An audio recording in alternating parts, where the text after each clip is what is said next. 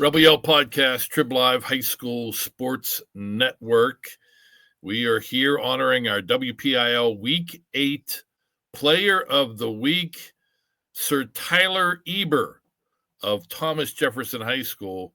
What a season he's having. What a season he had last year. He was a super sophomore. Now he's gelling as a junior and back-to-back big games. He was the Pittsburgh Post-Gazette athlete of the week. They call it something a little different. In week 7, monster game, in a victory over Ringgold, I believe. Was that last week you guys beat Ringgold? Yeah, that was last week. Yeah, and then another monster performance this past Friday here in week 8. Big victory that clinches a playoff berth for Thomas Jefferson, a victory over Chartiers Valley, and another huge game for Tyler. Tyler, first of all, thanks for joining us, and congratulations on back-to-back huge games and just the overall success that you're having this season. Thank you.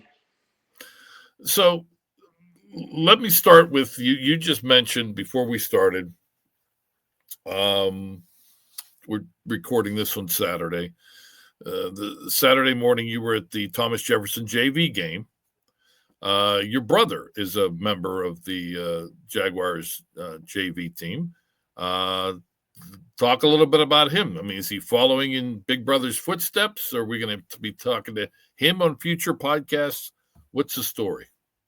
Yeah, so he's still a little undersized for a kid. He's growing and getting better every day. He's one of those kids that, he pays attention and he learns, kind of just waiting for his opportunity. He's doing like a lot of what I was doing back then, and he's doing a lot of like the team chores and like, doing the laundry and, cleaning up the sidelines, stuff like that. A bunch of the stuff I used to do. I just trying to tell him, help out the team in any way you can your freshman year and just keep developing on that.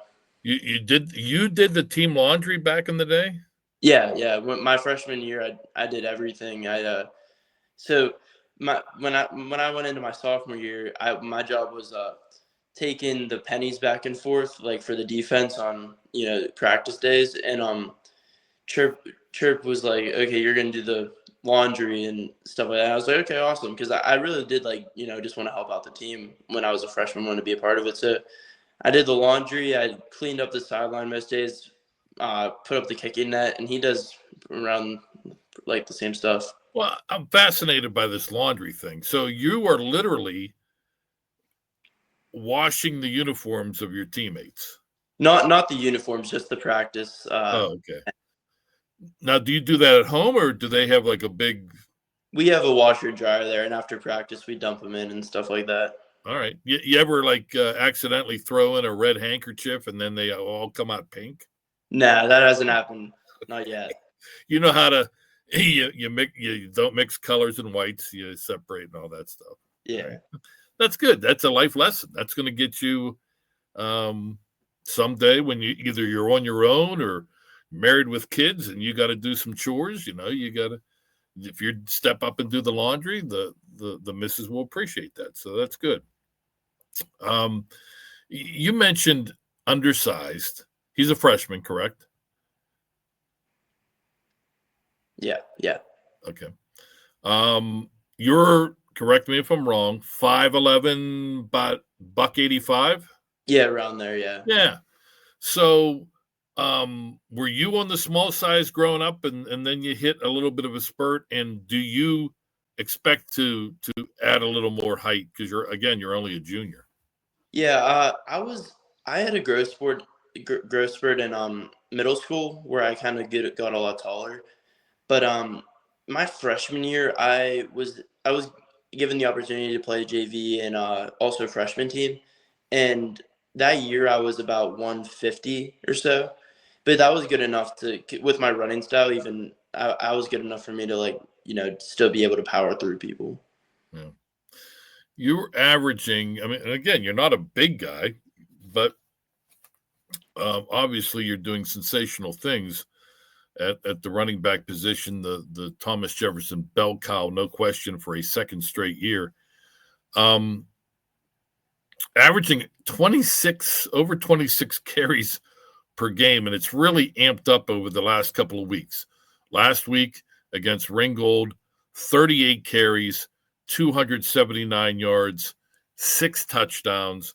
And then on Friday, victory over the Chartiers Valley Colts again, a big one in a battle for second place. 41 carries, 334 yards, and 4 touchdowns. When you think back to the Ringgold game and you think back to the Chartiers Valley game, do you feel that one game was better than the other, or do you feel they were pretty darn good, both of them back to back? I'll say the one constant is the line. Obviously, those guys up front. Once we figured this whole thing out, they really started gelling together. We got, and even yesterday we had 6 linemen on the line. We had a heavy set, and it's less about me because our success of each other dictates on one another. So, right. When they played great and they've been playing pretty good all season, and I just got to take advantage of the opportunity that they give me, and to not take advantage of that, I mean, how good of a running back are you with a good line? Yeah, there's no question that the line, and not only the run game but also the passing game, is the straw that stirs the offensive drink. You said something there that stood out to me. I remember talking to Coach Cherpak a few weeks ago, and he was a little, I don't want to say upset. He was he seemed to have questions about the line, and it's rare because year in and year out we're so used to that being a strength of Thomas Jefferson. You said we sort of figured things out. Was it the heavy package, going to more of a heavy package, that has really helped ignite you in the run game? It was. I wouldn't say it's that exactly. I would say, that just ended up what we were doing that was just this week. But what really helped them is they all we all were pretty fired up. We're TJ. We don't lose to, the teams that we lost to, and we were all really fired up, and it kept rolling throughout the beginning part of the season, and we were all just getting pretty frustrated with ourselves and everything. So we kind of turned up a switch between me and all the linemen, and they you can tell the difference. Everyone's pushing, everyone's much more aggressive. Yeah, it seems like some answers have been discovered. When you look back, beginning of the season, week 1, you beat what has turned out to be now a very good Central Valley team. Week 2, you knock off what is probably the favored in Class 4A, McKeesport Tigers, albeit, Keeman Spell was banged up and missed part of that game in your victory. The following week is one where people started to wonder about the defending champs. You guys not only lost to Avonworth, there's no shame in that. That Antelopes team is pretty special. But they beat you up pretty good. Again, physically up front, getting the job done. You rebound, you beat West Mifflin, which is a nice win because they are trying to rebound and get into the playoffs out of their conference. A tight, close victory over Bell Vernon, and then the loss to Trinity. Coaches will always say sometimes players will learn more from a loss. That gets their attention than if they're making mistakes and barely win. Sometimes players, when a coach is preaching to them, we can't keep playing like this, we got to clean it up. Players like, hey, we won, no harm, no foul. Do you believe in that the loss to Trinity kind of was an alarm clock that went off that, hey, we need to pick things up, or else we might be on the outside looking in once the playoffs begin? Yeah. Honestly, what hurt me the most was that McKeesport game. Everyone's outside looking in was like, oh, that's a great win for TJ. They pulled it out. But in film the next day, it felt like a loss. We all felt like a loss. It was, and that and Bell Vernon, that and West Mifflin. West Mifflin we played well, but again, just so many mistakes. So those games that we won, close games, feel like losses to us. So we were just having kind of a streak of not playing how we can and disciplined football, and that went way too long. And I know what this team is capable of, and Right. turning this around. It's because this team is capable of repeating WPIAL champions, even state champions. If we play the way we can. You are only a junior, but it sounds like you have become a leader on this team. Do you look at yourself in that light? And if so, what kind of leader do you feel that you are? Yeah, I definitely consider myself a leader at this point. My sophomore year, I kind of, as far as leadership went, I kind of took a back seat and, was letting these older guys like Shep and all of them lead. Sure. But this year, I knew I was going to have to step in. And I said at the beginning of the season, my plan is to lead by example. My plan was to, I consider myself a hard worker. I have a positive attitude. I also don't really ever get down on me or my team. Like I'm a pretty steady guy constantly, but Good. Yeah, just the leadership has developed a little bit more into just a little bit more speaking. I do a little bit more like personal with guys, I mean, I hope all my linemen know that they're loved, those are my guys. Sure. And, fullback running folds, all those guys. I try to, just lift them up, and we're just all gelling together. So everyone's kind of, to a degree, there's not like one particular leader, but everyone's taking on their own individual role and mastering that. Are you vocal? Like maybe not necessarily on the field, but in the locker room or at practice? It's turned into that a little bit. I get really fired up when I see guys, even like the younger guys. I get really fired up when I see guys off task or unfocused. It really fires me up because you get an opportunity to play high school football. You gotta, it's one of the greatest things in the world. You gotta be grateful for it. Life will wear you down. My advice to you, young man, is make sure you stay positive. That is a good thing to have. Not only just in sports, it's great in sports, but also throughout life. So kudos to you. Going back to the carries, 39 or 38 a week ago, 41 in the victory over Chartiers Valley. Are you feeling it? I mean, are you worried that, come late November or early December, hopefully with the Jaguars still playing, that, you'll reach a level where the tank isn't as full as it used to be? That's a lot of contact on a player. Yeah, I never really have thought of it that way. Week over week, right now after that 41 carry game, I'm pretty much ready to go again. Like I'm not very sore right now. But it's kind of just like football's played one day a week. I got 7 days to recover for next Friday, and I already feel good. 7 days is more than enough for me. I'm ready to go by next Friday. I feel fresh. 4 touchdowns against the Colts. Your last one was a 1-yard plunge. You had a 10-yard run. You had a 40-yard run, but your first one, 90 yards for the touchdown that put you guys up by 2 scores at the time. What broke right? A lot of things got to go right for you to go 90 yards to the house.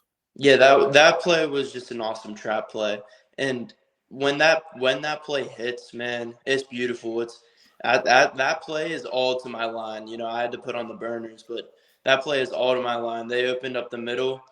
Coach Oster actually told me, because we ran that play the drive before, and I bounced it out too much, and he said, up the middle is where it's at, right off the center. and I did that. I try to be coachable there, and all I did was just do what I was told, and the line did what they were told, and just got to finish the play from there. Is that something visually when you take that handoff that, if coach is telling you up the middle is where it's at, is that something you see right away, or is it as you're going through, you kind of see the trees parting? It's typically like a lot of my reads that I do are basically all off of instinct and just reading and going, because the way we play, it's downhill. I don't have time to Sure. think. So it's just, okay, this play is drawn up for here. Maybe if I need to improvise, I'll improvise, but not too often does that happen. You got good speed, obviously. Ripping off some of these long touchdowns, got to have some wheels. Do you feel that speed or durability is a more important asset for you? I would say, everything works together for me. I Okay. think the durability part of me is what sets me apart from the competition and Sure. everywhere else in the WPIAL. Um, other guys are tough. I'm trying to think, like, guys we versed are tough. Like that number 34, they're Avonworth's running back. That kid's tough as well. Not the small kid, Luca Neal. No, they're running back. The Dimitri Yeah, Valaseris. yeah, that guy. Yeah, there's other guys that are tough like that, but I feel I got the mindset and toughness that's not found very often in like a lot of guys nowadays. A lot of guys nowadays think 20 carries is all I can handle, but I mean, I love football. I just want to play. Mm. Have you ever, especially since you've been the feature back over the last couple of years, either took a hit or whatever and needed to tap out for a few plays, or are you like, no, I ain't leaving the field? Yeah, there's only one time that comes to mind where I mean, I never pulled myself out of the game though. I feel like I can recover and get back at Okay. it. And there's never been a time where I felt like I couldn't go 100%. But I remember one time at Bell Vernon, or at home versus Bell Vernon my sophomore year. It was the counter, and I went up the middle, and I got tackled by my legs, and I was going down. And as I was like going down, a kid hit me going up, and like my head like snapped back, and I was like, oh, and I like rolled over, but I got up. Then Chirp called me over, and I said, I think I'm good. He goes, you're not. But I mean, I wasn't hurt by that. It was the fourth quarter. I think we almost had the mercy rule, so it was just practicality. I've talked to some running backs, especially ones that tote the ball a lot, and they're big fans of the ice bath. Others want no parts of it. If you're going to soak, do you prefer like a hot tub, or are you a fan of the ice bath? I would definitely prefer a hot tub. I don't like ice baths. I do them though. Like during camp, I do like twice a day. Well, during camp in August, that's probably refreshing. Yeah, like yeah, I can do it. It's not my favorite thing in the world though. I do cryotherapy also, which Okay. I feel is a better alternative for me. Mm. Fantastic performance and a big win. That's the most important thing. Thomas Jefferson clinches a playoff berth with the victory. They will finish second behind Trinity in the Big Six Conference of Class 4A. But it's the bottom line in all of these classifications. Just get to the dance, and then hopefully you're playing your best football to make a run at another WPIAL championship. You wear number 30. Is there any story behind that, or was that just the jersey that Chirp threw at you? So yeah, my freshman year, Chirp kind of assigned me that number, and for my sophomore year, I'm not in the position to change numbers, and then Obviously I can't change it from my sophomore to junior. In my opinion, you can't That's change right. Yeah. it. That's But bad mojo if you do that. yeah, I also kind of like it because, well, first of all, I love Jalen Warren as a back. Well, Second of all, I feel like the single digit thing is just way overdone and all that. So I just want to be unique and do my own thing. You can't name many number 30 guys. yeah, that's a good call. Good call by you. Was there a number growing up, like grade school, middle school days, Yeah, that you preferred? yeah. Number 22 was always my number growing up. Is there a player that I mean, the first player that comes to my mind, I think, is Deuce Staley, but that's long before your days. Number 22. Was there a reason for that? So believe it or not, I was a really young kid, and I really liked Andrew McCutcheon for the Pirates. So Oh, okay. Well, that's good. yeah, so that's where I got number 22. Yeah. All right. That's nice. Um, you're doing well in the classroom as well.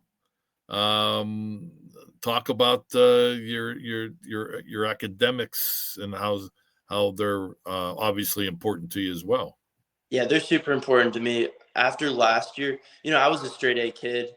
I was a straight A kid my freshman year, or all throughout middle school, all throughout my entire schooling. I didn't get a B, but my sophomore year, when I started to play well with football in the varsity level, I wanted to really lock into my grades. And this year too, I got a little bit of interest from some of the Ivies, and I'm trying to set myself up for a good future. And I really have dedicated myself to my academics. They're a big focus for me right now. I just want to set myself up with as many opportunities as I can for the future.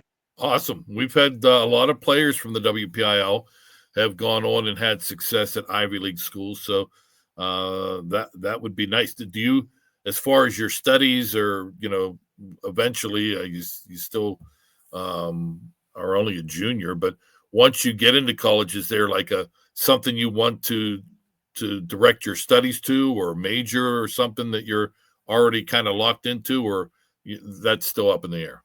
I basically kind of have two ideas of what I want to do. My performance coach, Ed Weitholder, he passed away my sophomore year, going into my sophomore year, and he made a huge impact on my life. And I still train with his son at Speed, Strength, and Fitness. And so what I want to do is I kind of want to get into that personal training of athletes to a degree. And Okay. I kind of want to, maybe even start my own business there. And so with that, I kind of want to maybe major in some sort of business or some sort of, something along those lines, and then maybe minor in sports science. Yeah. My condolences. Obviously somebody who meant a lot to you. And if you can combine, and if you're able to start your own business, that's more power to you. That's awesome. We're talking with Tyler Eber, a junior running back who is climbing the ladder. I think you're now top 5 in the WPIAL, leading rusher a year ago in the district as a sophomore. Thomas Jefferson, 45-6 winners at Chartiers Valley to secure a WPIAL playoff spot. One of my favorite. I've met so many people in doing this for as long as I've done it in high school sports, whether it be coaches, athletic directors, just so many great folks, and Chirp is one of them. He's high up on the list of favorites. As a player, obviously he's one of the best ever to do this. He's rising up the ranks with each and every victory. He downplays all that stuff, and that's the kind of the beauty of him. But as a player, what's it like playing for Coach Chirpak? It's really something special. It's awesome that you can have a game where you for me, this benefits me because I'm this type of guy too. But it's awesome where you can have a game where you win, and your team doesn't play well, and everyone doesn't sit around being all happy and stuff when it's we haven't won the championship yet. We haven't done what we need to do yet. It's not, happy-go-lucky. It's awesome that he's so focused on the end goal, which is what I am too. And I feel in a way that my mindset is very good with his mindset. And I just really feel that he understands what it takes to be a high-level winner. That's true. He does. And that rubs off on the players, and the players don't want to drop the ball. They don't want to be that group that doesn't win a championship. That was probably one of the driving forces for you guys a year ago, because it had been a couple of years. You guys win the WPIAL championship. As far as you are concerned, you win it as a sophomore. That drive that drove you to the championship, that helped drive you to the WPIAL championship. How does that compare to the drive this season in trying to repeat as WPIAL champions? Yeah, I've thought about this a lot, actually. Last year. So you'd say that was a good question? Yeah, that's a great question. Yeah. Ooh, okay, that's okay. That's one. Okay, go ahead. Yeah. So last year, I never was on a championship team. I was a ball boy actually for the 2020 WPIAL championship team. I was there when they beat Aliquippa in overtime, and I never got to see a championship team. Like when I was a freshman, that team was obviously not one of our best teams as far as performance-wise, but I'd really it meant a lot to me to see how passionate those seniors were to win that championship and the team all coming together. And I've thought about it so much this year, man, if we get there, when we get there, once again, it's I'm gonna be a lot emotional. I'm gonna be just because I just work so hard and I care about these guys so much, and man, I want this so bad. It's nuts. Okay. That's the drive. That's the driving force that athletes, I mean, if you look at players, not only across the WPIAL, but at the other levels too, college, pros, there's not a whole lot of difference between Team A and Team B as far as the talent level is concerned. Sometimes there is, but in the end, the team that raises the gold, a lot of times it's that drive, it's that motivation, it's what pushes you to do all the things when nobody's looking to make yourself a better player. That has a tendency to sort of, the cream rises to the top, so to speak, and I really believe that's the truth.